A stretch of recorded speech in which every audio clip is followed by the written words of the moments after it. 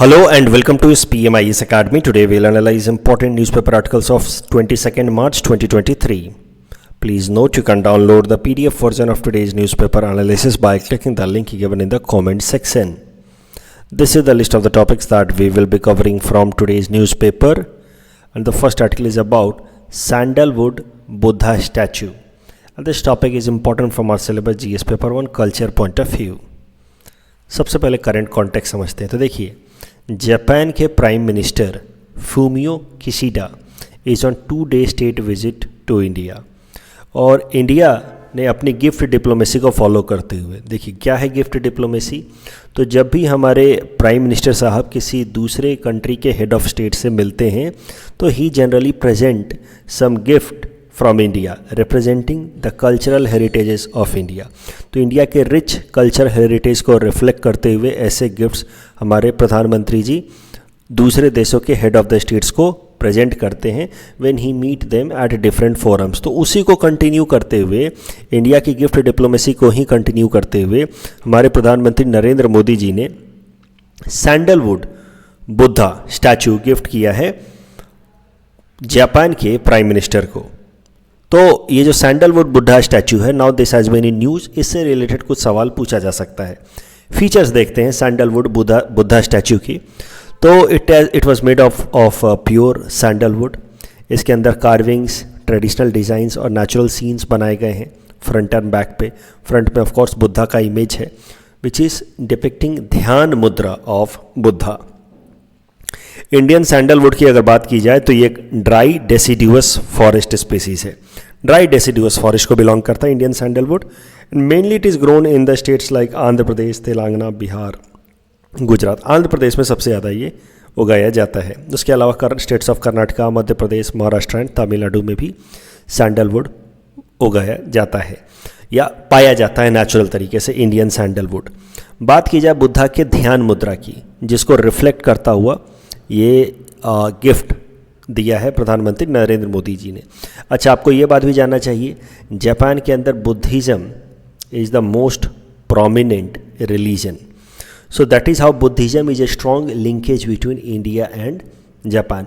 अगर इंडिया और जापान के बीच में जब आप कल्चरल टाइज लिख रहे हो, हिस्टोरिकल बैकग्राउंड लिख रहे हो, तो वहाँ पे आप बुद्धिस्ट बैकग्राउंड को रिफ्लेक्ट कर सकते हैं। India in general can be considered as the origin of Buddha या Buddhist religion. Buddha was born in Nepal, but he attained enlightenment or he delivered his first sermon in India itself. That is how you can relate origin of Buddhism from India and Japan के अंदर the most prominent religion is Buddhism. This is the strong cultural linkages between India and Japan. तो ये जो statue India ने gift किया है, प्रधानमंत्री जी ने गिफ्ट किया है जापान के प्रधानमंत्री को, उसमें Buddha is being seen in dhyana mudra. ध्यान मुद्रा होता क्या? Dhyana mudra is the gesture of meditation, जिसमें बुद्धा इज सीन मेडिटेटिंग, और उसमें ही is seen to be forming a triangle. यहाँ पे आप देख सकते हैं forms a triangle. This triangle represents the 3 jewels of Buddhism. ये 3 jewels बुद्धिज़्म के माने जाते हैं, बुद्धा हिमसेल्फ, उसके अलावा the good law of Buddhism and the संघ ऑफ बुद्धिज़्म। तो गुड लॉ ऑफ बुद्धिज़्म क्या होता है? The good law of Buddhism is that nothing is permanent. ये बुद्धिज़्म का एक परमानेंट या सबसे इंपॉर्टेंट आप कह सकते हैं टीचिंग है, that nothing is permanent. The good law of Buddhism tells that nothing is permanent, the world is in flux. पूरी दुनिया जो है वो धीरे धीरे चेंज हो रही है, और हर मिनट हर मोमेंट वो चेंज हो रही है। वो बात अलग है कितना ग्रेजुअल तरीके से बदल रही है कि हमें उस टाइम में वो परसेप्टिबल नहीं होता है, but the world is in flux and that is how you can not, इसी कॉन्टेक्स्ट में बुद्धा कहते हैं, you can not bathe in the same river twice. The third jewel is the sangha. The sangha is Buddhist community.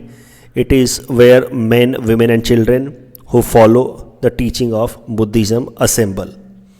उसके अलावा कुछ और important मुद्राएं देख लेते हैं। जब ध्यान मुद्रा देख रहे हैं बुद्धिज़्म का, तो देख लेते हैं धर्म चक्र मुद्रा। इस तरीके का होता है धर्म चक्र मुद्रा। तो at Sarnath where Buddha gave his first sermon, the statue, stone statue where hand gesture is reflected like this is known as धर्म चक्र मुद्रा, which reflects preaching from Buddha. तो बुद्धा को धर्म चक्र मुद्रा से रिफ्लेक्ट किया जाता है जैसे कि Buddha is delivering his sermon, इसीलिए इसको बनाया गया सारनाथ पे। भूमि स्पर्श मुद्रा, तो जब बुद्धा ने पहली बार इनलाइटेनमेंट अटेन किया तो अपनी चैस्टिटी का प्रमाण अर्थ को देने के लिए he touched the earth, he touched the earth in Bhumi Sparsha mudra in order to proof his chastity or attainment of enlightenment, and this is how after Bhumi Sparsh Mudra Buddha turned from Siddharth to Buddha. These are some facts related to life of Buddha. For example, Lumbini is his birthplace, which is in Nepal. Bodh Gaya is the place in India where he attained enlightenment या nirvana. Sarnath near Varanasi where he delivered his first sermon, and Kusinagar is where he passed into death, जिसको हम लोग बुद्धाइज्म में महापरिनिर्वाण नाम से जानते हैं। इस टॉपिक बेसिस पे प्रीलिम्स प्रैक्टिस क्वेश्चन हमने आपको दे रखा है। Please attempt this question and you can submit the answer in the comment section. The next article is about world happiness report 2023 and this topic is useful from essay perspective. कभी आप एसे में answer लिख रहे हो तो वहाँ पे आप इसका यूटिलाइज कर सकते हैं, एथिक्स एंड इंटीग्रिटी में यूटिलाइज कर सकते हैं, गवर्नेंस पेपर में तो कर ही सकते हैं एज ए पासिंग रेफरेंस। देखिए, हर साल 20 मार्च को वर्ल्ड हैप्पीनेस डे सेलिब्रेट किया जाता है दुनिया भर में, और इसी दौरान United Nations sustainable development solution network ये ऑर्गेनाइजेशन एक रिपोर्ट पब्लिश करता है जिसका नाम है world happiness report. World happiness report में पूरे दुनिया भर में लोगों का मेंटल वेलबींग कितना अच्छा है अलग अलग देशों में, उसके बेसिस पे दुनिया के अलग अलग देशों को रैंकिंग दी जाती है वर्ल्ड हैप्पीनेस रिपोर्ट में। This World Happiness Report, as I have already said, is released by this organization, United Nations Sustainable Development Solution Network. इस बार वर्ल्ड हैप्पीनेस रिपोर्ट 2023 में दुनिया के 146 कंट्रीज को रैंक दी गई है। इसमें देखिए कैसे मेजर किया जाता है happiness, that is the biggest question. Happiness को आखिर आप मेजर कैसे कर सकते हैं? तो happiness is measured on the basis of how citizens perceive themselves to be. लोगों को कैसा लग रहा है उनका जीवन, क्या लोग कितना खुश हैं अपने जीवन में, उसके बेसिस पे हैप्पीनेस मेजर किया जाता है। तो इसको लॉन्च किया गया था 2012 में, हैप्पीनेस को मेजर करने का ये प्रोसेस बाय दिस ऑर्गेनाइजेशन। तो आखिर कैसे मेजर किया जाता है, थोड़ा सा और टेक्निकलिटीज़ में जाते हैं। तो parameters considered for this report is GDP per capita, life expectancy and opinion of the resident. This is most important, opinion. उसके बेसिस पे देशों को, अलग अलग देशों को 1 से 10 के स्केल में स्कोर दिया जाता है। Opinion, how social support they feel, मतलब समाज में जो लोग रह रहे हैं उनको कितना ये फील होता है कि समाज के आसपास के लोग उनको सपोर्ट करेंगे इन केस ऑफ नीड और if something goes wrong. India में तो हमारे यहाँ उल्टा ही है, हमें पता है कि अगर हम थोड़ी सी भी गलती हुई हमसे या कुछ भी गलत हुआ हमारे जीवन में तो आसपास के लोग हमें और ज़्यादा तकलीफ देंगे, ताने मार के। In general I am telling you, you know this is the biggest problem. लोग कहते हैं ना कि आसपास के पड़ोसी सबसे ज़्यादा तकलीफ देते हैं या रिलेटिव सबसे ज़्यादा तकलीफ देते हैं। सो इस कारण से हमारी रैंकिंग खराब होती है। Social support, how people feel that the kind of social support they have got if something goes wrong. दूसरा, ये जो परसेप्शन डिसाइड होता है on the basis of freedom to make life choices, अपने लाइफ से रिलेटेड चॉइसेस लेने के लिए कितनी आज़ादी है। And third, the sense that how corrupt their societies and how generous they are, उनके सोसाइटी में कितना करप्शन है या लोग आसपास के कितने जेनरस हैं, इसको लेकर के जो सेंस है, अंडरस्टैंडिंग। अब इसको मेजर तो नहीं किया जा सकता, कोई स्केल तो हो नहीं सकता, लेकिन लोगों से उनका ओपिनियन लिया जाता है कि आपको क्या लगता है, कितना सोशल सपोर्ट है आपको, आपके पास कितनी फ्रीडम है। और नो डाउट इन सब चीज़ों में इंडिया के अंदर अभी भी काफ़ी ज़्यादा रिस्ट्रिक्शन है। That is why India's rank is so poor in world happiness report. तो वर्ल्ड हैप्पीनेस रिपोर्ट 2023, इसको मैं 2023 कर दूंगा। इसमें फिनलैंड वापस से दुनिया का हैप्पीएस्ट कंट्री पाया गया है for 6th consecutive year. India was ranked very poorly as always, 126 out of 146 countries. पिछले साल हमारी रैंक थी 136, उसे थोड़ी इंप्रूव हुई है, 126 हुई है, बट अभी भी we are lower than countries like Pakistan and Sri Lanka. देखिए, श्रीलंका पे या पाकिस्तान पे हम कितना भी हंसें कि वहाँ की इकोनॉमिक कंडीशंस काफ़ी ख़राब है, but at least the people in these country as per this report are happier as compare to India. वहाँ के लोग खुश हैं। अब क्यों खुश हैं पाकिस्तान में लोग, उनकी क्या खुशी का कारण है, दैट तो only they know, yet they are happier than us. इतना कंपटीशन नहीं होगा शायद से, इतना करियर को लेकर के इतना प्रेशर नहीं होगा शायद से, राइट। वहाँ अपना जो मिला वो काम करके खुश है, काम करके खुश है, whatever might be the reason. But the point is कि इस रेटिंग के, इस रिपोर्ट के हिसाब से तो people in Pakistan are happier than the people in India, और even people in Sri Lanka are happier than people in India. No doubt Afghanistan is world's most unhappy country, least happy country में आया अफगानिस्तान, रैंक और score only 1.9, world average is 5.5। Finland is happiest with a score of 7.8। अभी एस्से paper में या ethics paper में कैसे इस्तेमाल करें? मान लीजिए कि कभी ऐसा सवाल आ जाए एथिक्स में या एस्से में कि मनी इज नॉट एवरीथिंग, या फिर human needs are not just materialistic, सिर्फ पैसा कमाने से या मटेरियल नीड्स पूरा होने से इंसान की सारी तरह की नीड्स पूरी नहीं हो सकती, मतलब इंटेलेक्चुअल सेटिस्फैक्शन या नीड भी कोई चीज़ होती है। अगर इस पे आप आर्ग्यूमेंट लिख रहे हो एथिक्स पेपर में, एस्से में, तो आप वहाँ पे कोट कर सकते हैं कि देखिए दुनिया के सबसे रिच कंट्रीज लाइक यूएस, या फिर ओवरऑल इकोनॉमी में देखा जाए तो चाइना, ऐसे देशों की भी वर्ल्ड हैप्पीनेस रिपोर्ट में रैंकिंग काफ़ी ख़राब है। US is ranked at 19th, that itself proves कि वर्ल्ड्स रिचेस्ट कंट्री होने का मतलब ये नहीं है कि the people in that country are happy और happiest. That means money is not everything, और human needs are multi dimensional, it's not just materialistic, it is also intellectual. India की भी अगर बात की जाए तो India is an emerging super power, yet हमारे देश में हैप्पीनेस रैंकिंग में हमारे रैंक काफ़ी ख़राब है। दैट इटसेल्फ प्रूव्स कि मनी इज़ नॉट एवरीथिंग। इस टॉपिक के बेसिस पे ये प्रीलिम्स प्रैक्टिस क्वेश्चन हमने आपको दे रखा है। Please attempt this question and you can submit the answer in the comment section. The next article is about long term repo operations and tri party repo. This topic is important from our syllabus GS paper 3 Indian economy point of view. देखिए ये topic मैं बस इसलिए cover कर रहा हूँ ताकि मैं आपको लॉन्ग टर्म रेपो ऑपरेशंस और ट्राई पार्टी रेपो टर्म्स समझा सकूँ। रेपो रेट क्या होता है वो तो आप समझते ही हैं। Repo rate is the rate at which a commercial bank borrows from RBI for a shorter period of time, generally up to 14 days, and that too by pledging a security with a repurchase obligation stamp। तो ऐसा stamp लगा करके एक commercial bank देता है RBI को कि मैं इतने दिन बाद ये जीसेक को रीपरचेज कर लूँगा, और उसके बदले में लोन लेता है। तो जैसे डे 1 पे मान लीजिए 1 दिन के लिए लोन लिया, 1 करोड़ का लोन लिया, उसके बदले में एक जीसेक देगा 1 करोड़ का with the stamp of repurchase obligation. अगले दिन इंटरेस्ट के साथ, रेपो रेट पे इंटरेस्ट काउंट किया जाएगा और इंटरेस्ट के साथ ये कॉमर्शियल बैंक पैसा वापस करेगा, और आरबीआई ये जीसेक जो इसने बैंक ने दिया था 1 दिन पहले, आरबीआई वो जीसेक वापस कर देगा। अभी ये हो गया रेपो रेट, ये तो आप जानते ही हैं, ये तो बेसिक इकोनॉमी है। एक और कॉन्सेप्ट होता है long term repo operation. Long term repo operation में होता क्या है कि RBI can borrow from, I am so sorry, banks can borrow from RBI for a longer period of time up to 1 to 3 years.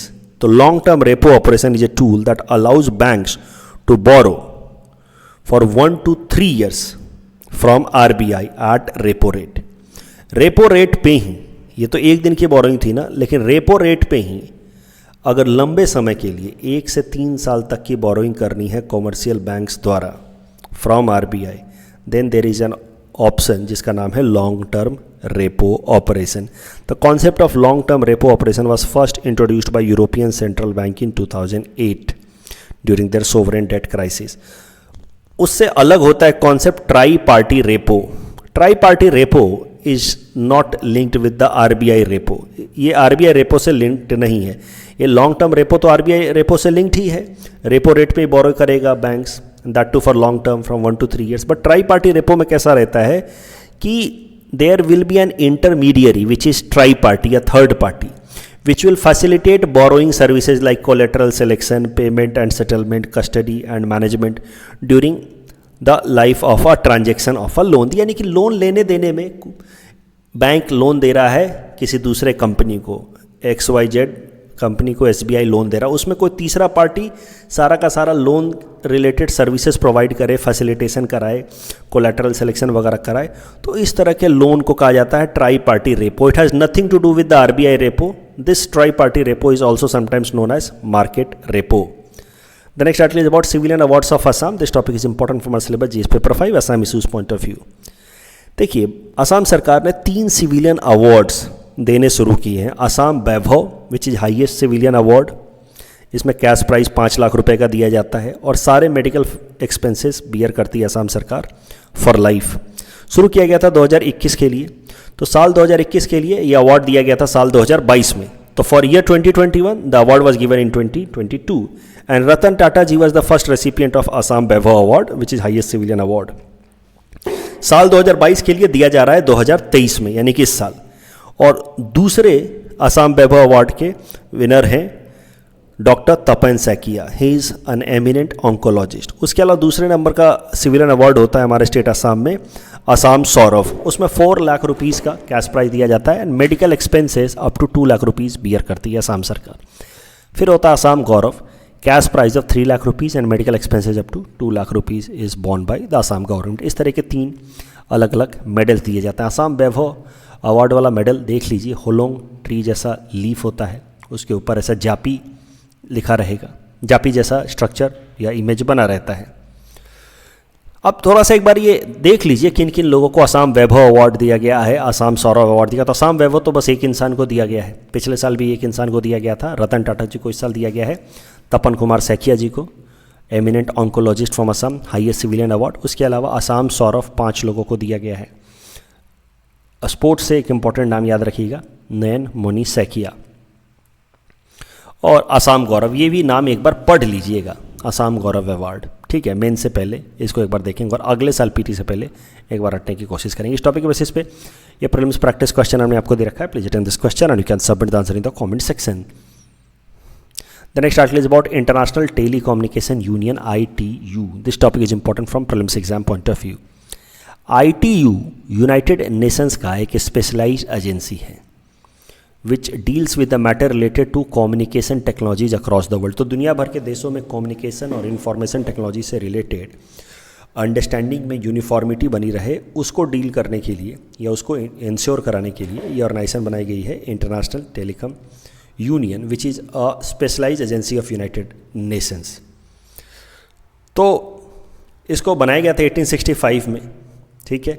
1947 में United Nations के बनने के just बाद ही ITU को स्पेशलाइज्ड एजेंसी बना दिया गया यूनाइटेड नेशन का।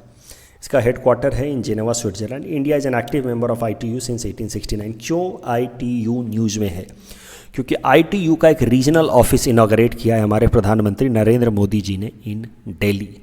इस कारण से न्यूज़ में और अगले साल पीटी के लिए इंपॉर्टेंट हो जाता है।